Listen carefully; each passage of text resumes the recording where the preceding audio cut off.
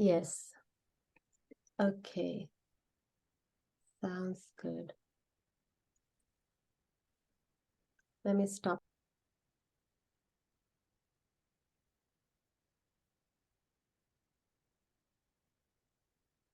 So what you're seeing, of course, is just the lab's drive. But before we start, I guess the first point is to discuss is why we do an aphasia evaluation, like where in the grand scheme of things in our research does this fall. So an aphasia evaluation is basically an evaluation to determine the eligibility of the participant for our current research studies.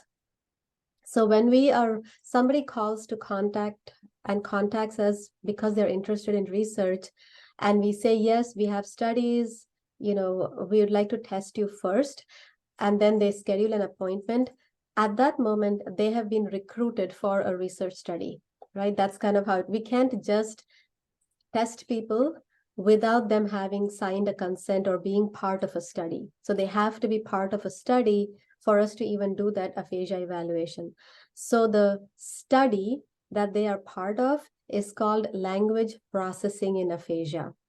And it's a project that I had started at least about 10 years ago, maybe. And it's a very generic project in the way it is described so that we can do aphasia evaluations. That's kind of what it is. Now, if a study that we're doing, one of the projects that we're doing in our lab only involves recording narratives, looking at pictures, answering comprehension questions, doing a few computer tasks, then even that study falls under the same consent form, the same project description. So I just wanted to give kind of that broad picture. So whenever you start contacting a person and scheduling them for an appointment, do remember that now you're recruiting them for a specific study. So even though at the back end we call it aphasia evaluation, they're actually now part of a study. And the study is language processing in aphasia. So we need to keep that in mind so that when we first interact with them over Zoom, we administer the consent form, because that's always the first thing you have to do when you're recruiting a participant, when you're interacting with a participant as a participant. So just kind of wanted to give you that perspective. So now the aphasia evaluation, we're looking at one, whether they have aphasia. Now, we would have determined that in our phone conversations prior as well, because sometimes it's not clear that they have aphasia. They might just call our lab with a general question and we might assume they have aphasia, or sometimes they say they have aphasia, but there is no documentation. They just made that up depending on the symptoms they have, right?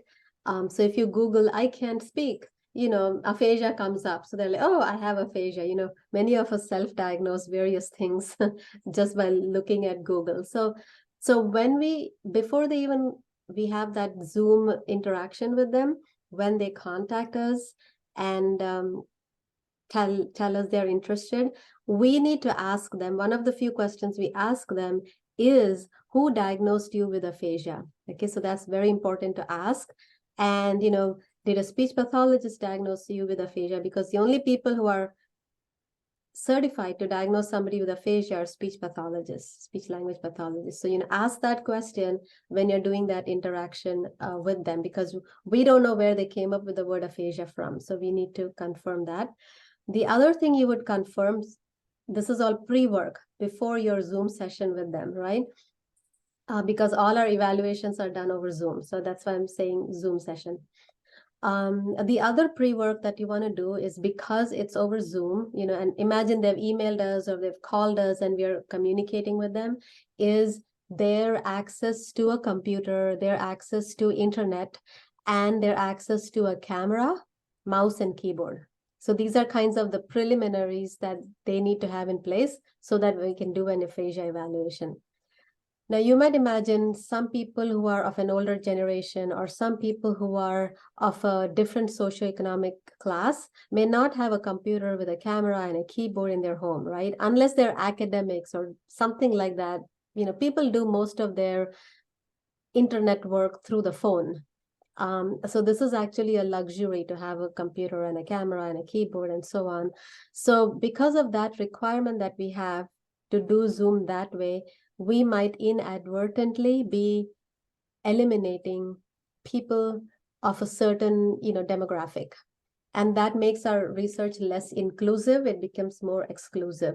So what we want to do is figure out, if they don't have access to those resources, how can we still include them in our study?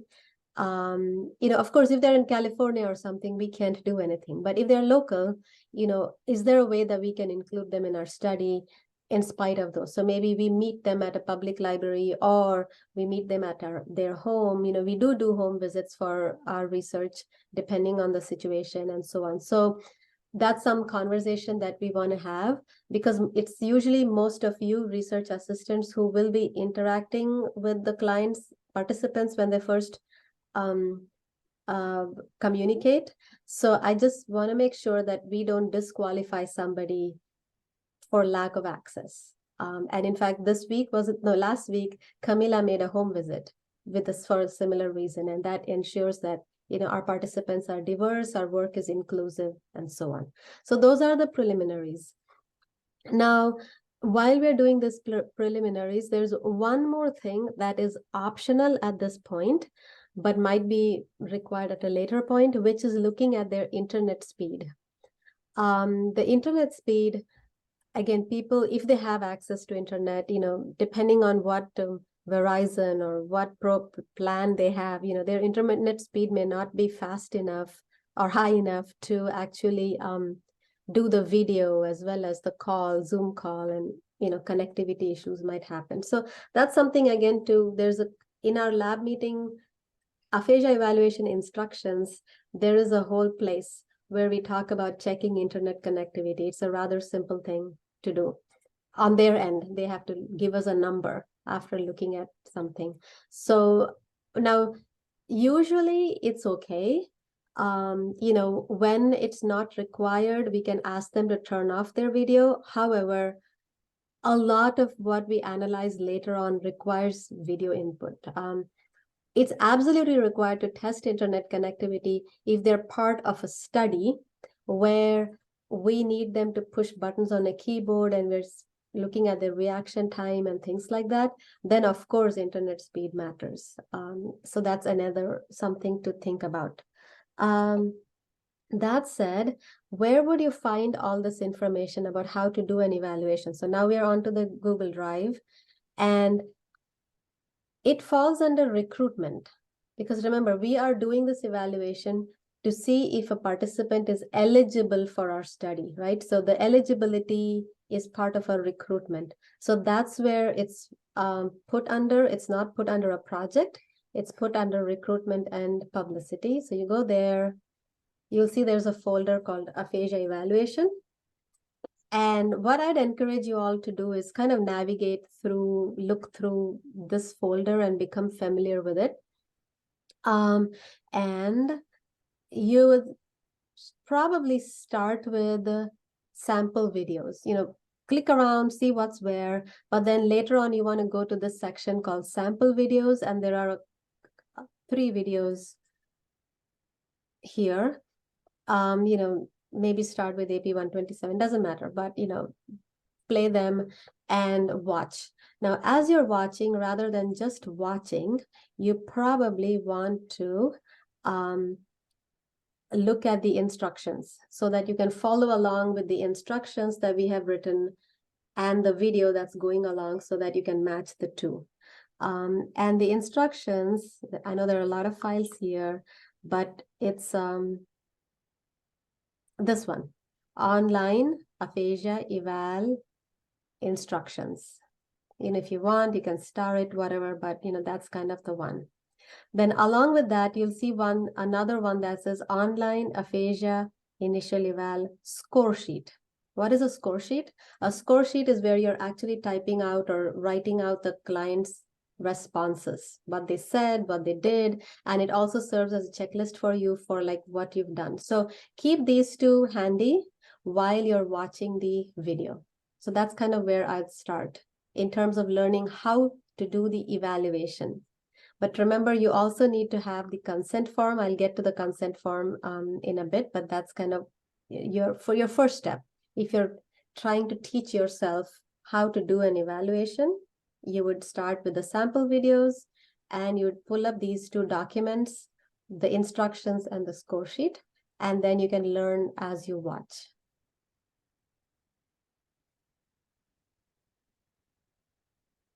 Sorry, I meant to pause recording. Where's the manual recording?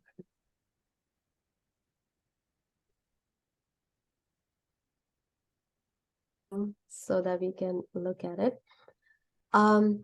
So the consent form, I'll talk about that later because we have consent forms in a different place. But right now we're talking about just learning how to do an aphasia evaluation. Then there are these other things that will come later. So back to this. I'm just now going to walk through this document, like a few things.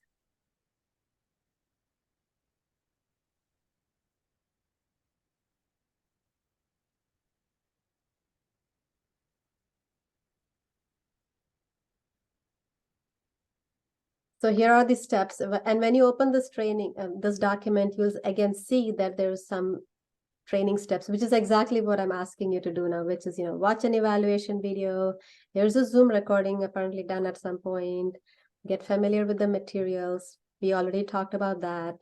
Then retrieve a copy of the consent form. There's a separate folder on Google Drive called, we have to go back a few steps. IRB, this one. So consent forms are located there, consent forms, flyers as well. So that's where you would get the consent form. So these are all the steps here that you need to follow. And then we also say become familiar with the online forms we use for participants. So that's another step in the learning process. What is that? So the point is that we are actually doing the one-on-one hands-on testing, right? For example, we are asking them to describe a picture and we are recording their response. So that's one part of the evaluation. The other part of the evaluation really is getting some background information about the participant. So the background information would be things like,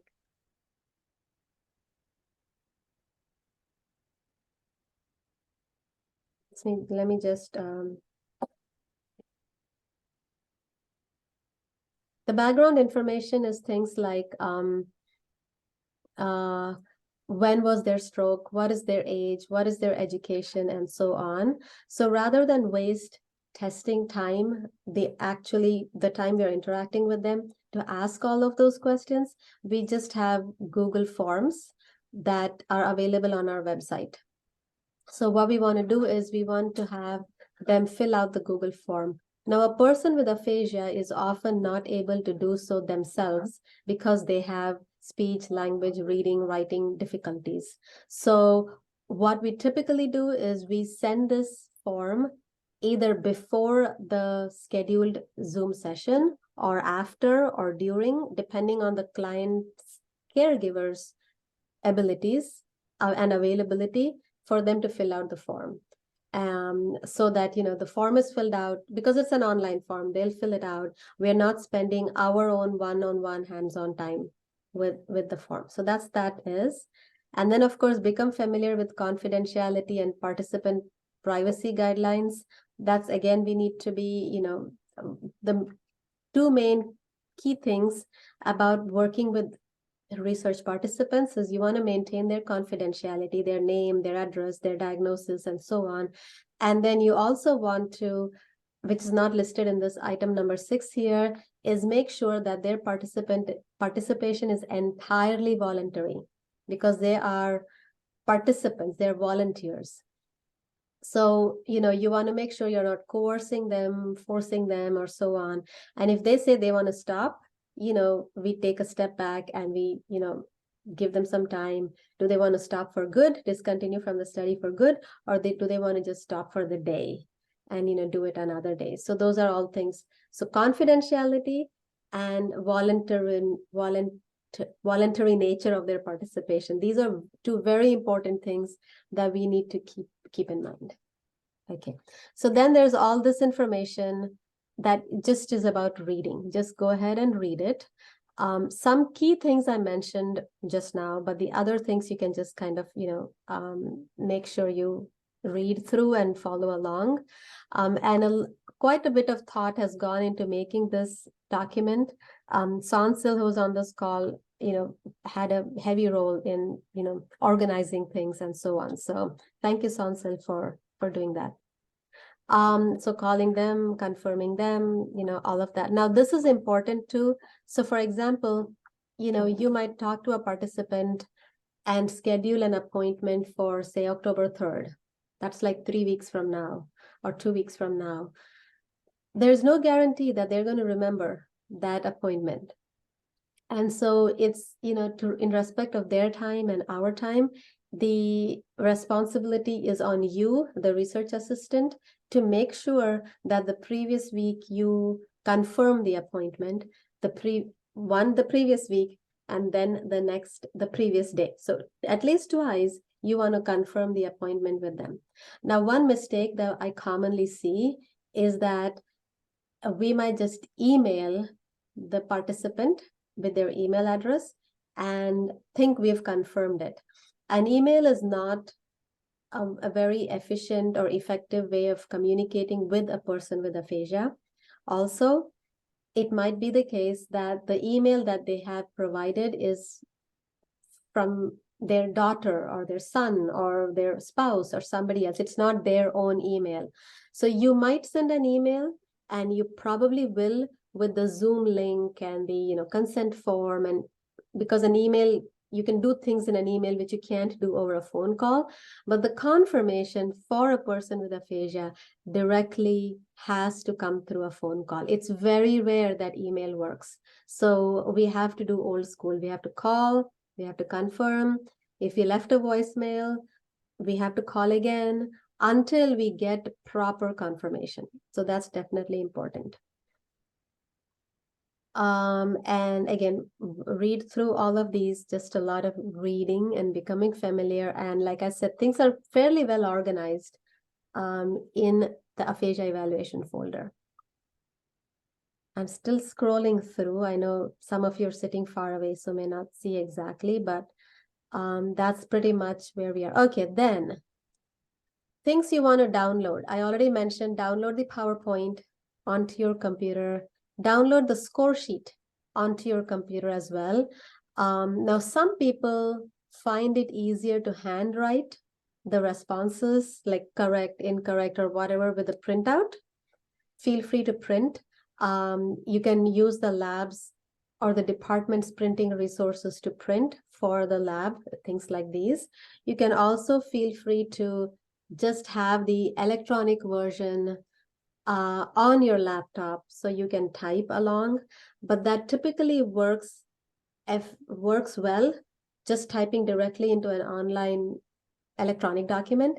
If you have a large screen, large computer monitor, so you have Zoom on your half of your computer monitor, enough room to see the Word document on your computer monitor. Otherwise, things are going to get lost. Either a large computer monitor or two. If you have that facility, then definitely type in electronically, otherwise print out. You're welcome to come to the lab and connect your laptop to, we do have 1 or 2 extra computer monitors. Like today, for those of you who are in the lab, you're watching this Zoom call through a computer monitor that's just sitting on the, in the lab, right? So feel free to use one of those computer monitors, go to the testing room, attach it to your laptop, and use that extra screen to be able to type. So that's about the score sheets. So you need access to the score sheet either electronically or in hard copy, depending on your style and situation. Then the next one is practice online testing with someone. I think that's really important. It reduces your anxiety. It increases your fluency and proficiency with it. Now, since we are as a group, learning about aphasia evaluations, pair up with somebody who is in the lab at the same time as you And, you both can practice with each other, schedule a time. You all know who is in the lab at the same time as you, because you can see everybody's calendar entries. You could also do this, through remote collaboration. Either way works, but do practice. It really helps to get familiar with, and it also helps things move faster on the day of testing. So here's again a checklist. What do you need to do a week before? What do you need to do a day before, and so on. Then we did talk about the audios being embedded in the PowerPoint, but sometimes the volume is not clear, things like that. The participant might say, what? And so you can repeat the instructions verbally by yourself. Sometimes your voice is much clearer than the audio recording that's embedded in it, so feel free. At the same time, if you're doing the standardized testing involves like the Western Aphasia battery or something, the instructions say you're allowed to repeat instructions once, right? So keep that in mind. If you're repeating instructions 5 times, then it's no longer standardized testing because you're not in the standardized format. So keep that in mind. You play the audio, they're like, what was that? You play the audio again, what was that? And then by the time you realize, oh, maybe the audio is not right, then you've already, usually it just says repeat the instructions once. So already the repetition has happened. But then to give benefit of the doubt that the audio quality was bad, you can say it once. Beyond that, if the participant doesn't understand, what you're seeing is their aphasia. When you're a new tester, sometimes you doubt that you are not being clear, but it's usually that, the person on the other side doesn't understand because they have aphasia. That's especially the case for the standardized instructions, because if you say something 5 times, they might analyze it piece by piece by piece, and they might actually do whatever the task is better than they would have if the standard instructions were followed. So that's kind of important to keep in mind. Then there are a couple things where we actually need them to part of the evaluation. As you become familiar with the materials, you'll see where they are. There are a few things we actually need the participant to have with them. So for example, there's one section where, it's about testing comprehension in the Western Aphasia battery. The comprehension part is having the person manipulate certain simple objects. So the simple objects are like a comb, a book, and a pen. So again, the week before and the day before, when you are communicating with them, you want to make sure that they have with them, a book, a comb, and a pen, a book, a comb, and a pen, yeah, so that part can be done. And at that part, they actually need to turn the video camera towards the table where they're manipulating those objects. So that's kind of something to keep in mind. The other thing to prep before is that we have one part in our evaluation where we test for verb tense. So past tense, present tense, future tense, and so on. And for part of that verb tense, if you're telling them, tell me a sentence that starts with yesterday, right? We need to make sure that we're interested in whether they can produce past tense, but then our instruction says what happened yesterday. So we need to first test whether they know the meaning of the word yesterday. Do they know the meaning of the word tomorrow? So for that, we call that adverb screening. Words like tomorrow, yesterday, and so on, they are adverbs. So for that, we actually have a screenshot.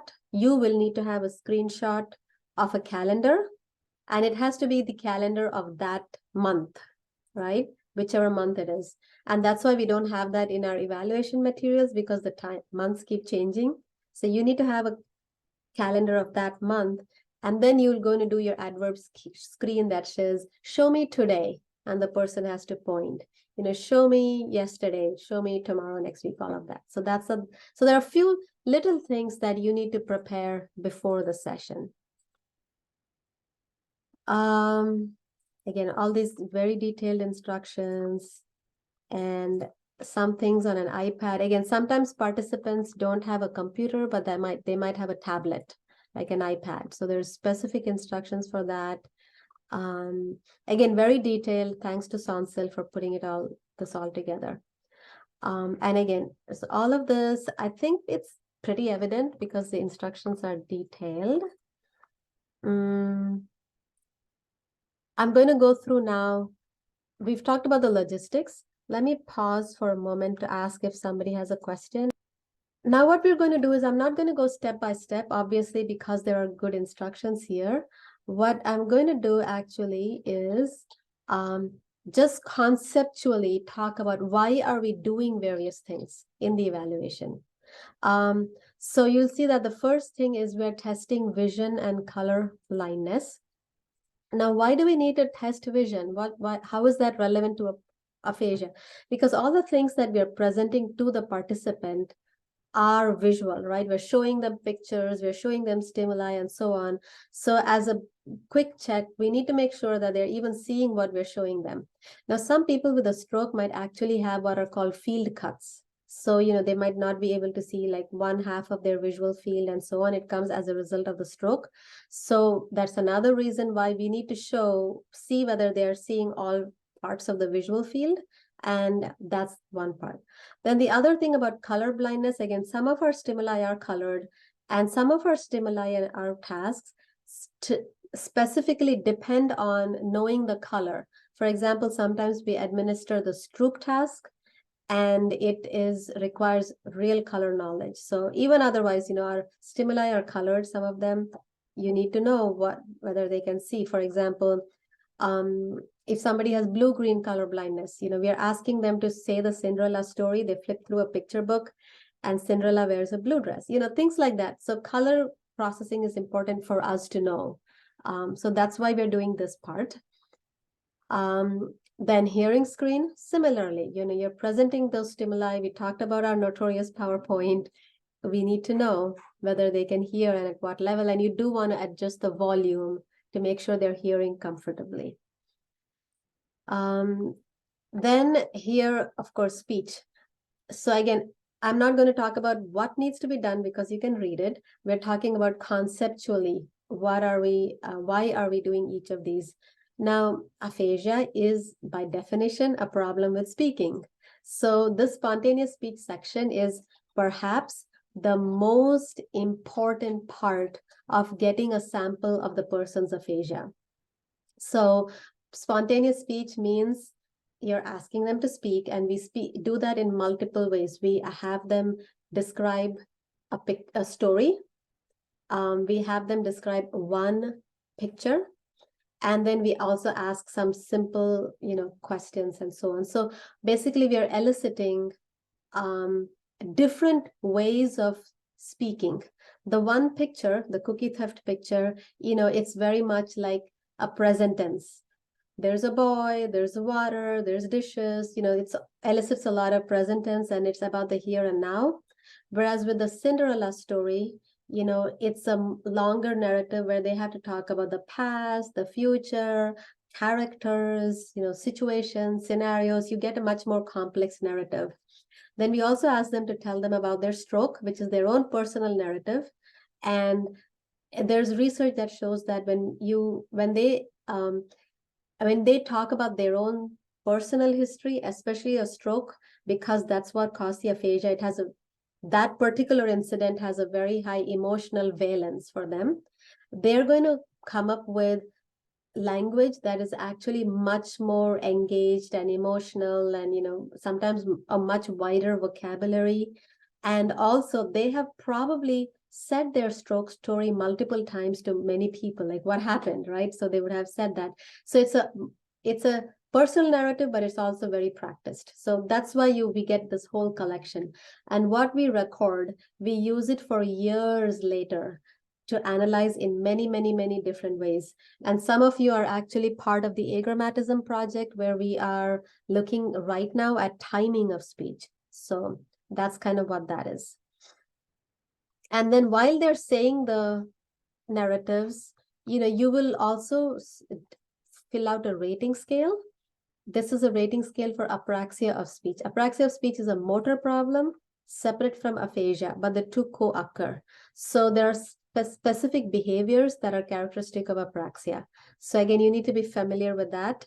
And then you're just going to observe their behavior and you're going to score. So that's the relevance of the spontaneous speech. Once the spontaneous speech is done, they're going to be exhausted.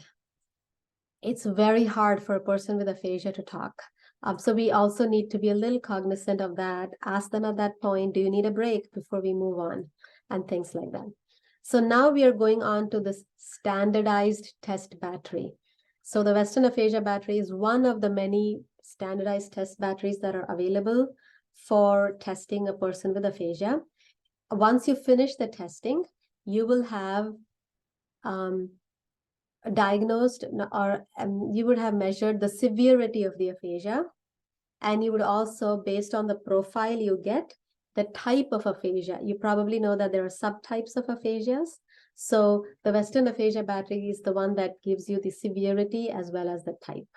Now, some of the participants who contact us are actually have resolved very well in their aphasia. They feel they have aphasia, which is true because they're still struggling. They're not the way they were speaking before their stroke. But in the Western Aphasia Battery, they may still score like very mild, almost within the normal range. But they still do have aphasia. Okay, again, lots of instructions on how to administer the Western Aphasia Battery. And your scoring sheet will be really important at this point. If you don't score as we are going along, then you'll have to play back the video recording and score, which is, takes more time. You might still play back the video recording to double check certain things, but, typically that's kind of where it is. Okay.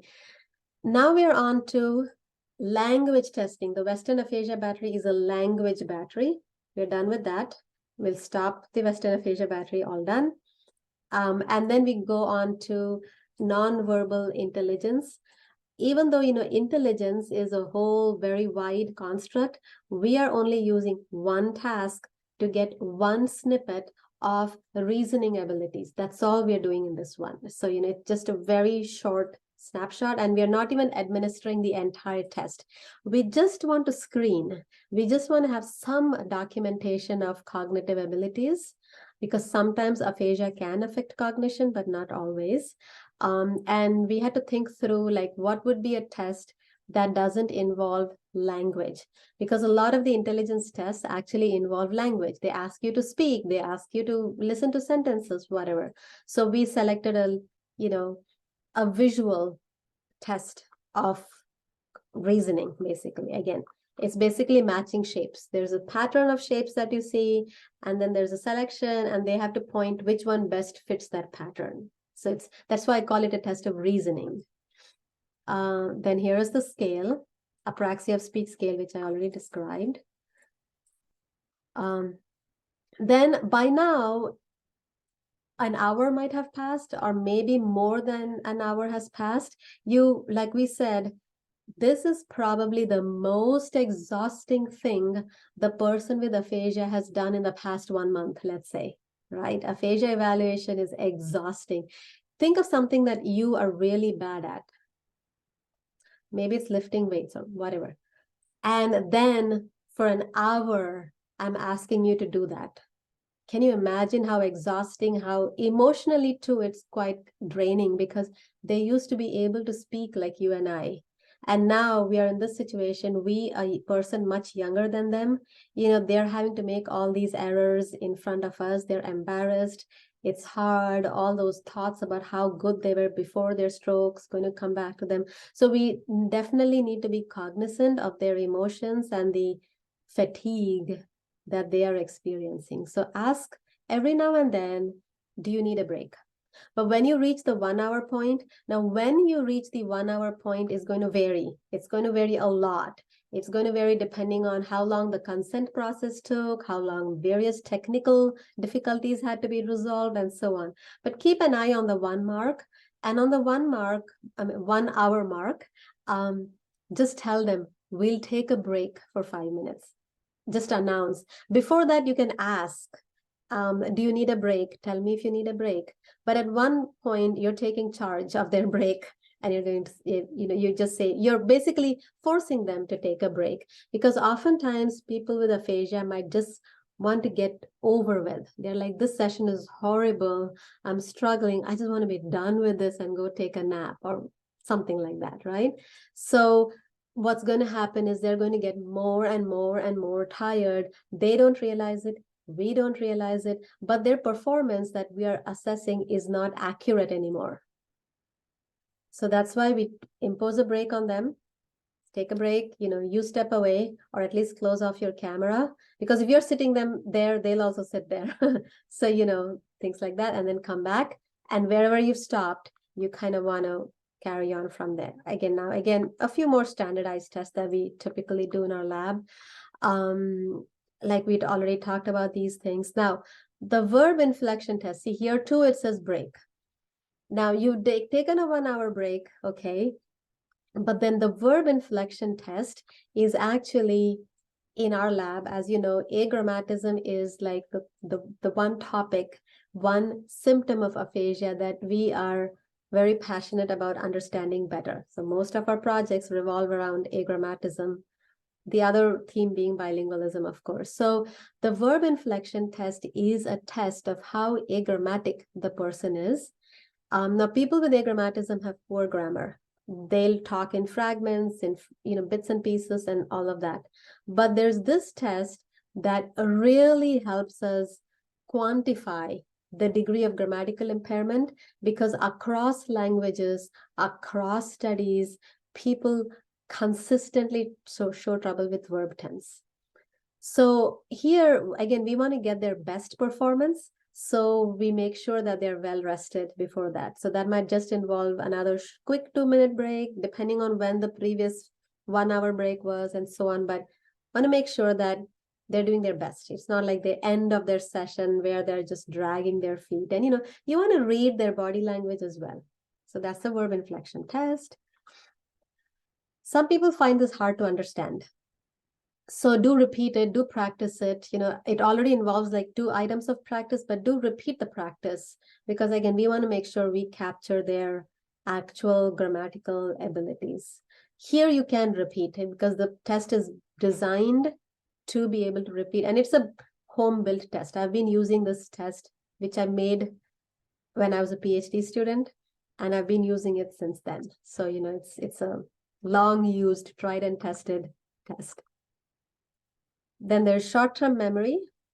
Short-term memory does impact language quite a bit, because if I asked you a question, like in the Western Aphasia Battery, it says, point with your comb, point to the book and give it to me. That's very long. And they might do poorly because they have a language difficulty. Alternately, they might do poorly because they have a memory difficulty. They just couldn't remember. That's different from language, right? Memory and language are separate things. So we want to document short-term memory so that we can interpret the language results better, more accurately. So when somebody does poorly on sentence comprehension, you actually want to cross-check that with their memory performance to see is memory contributing to it. So again, instructions.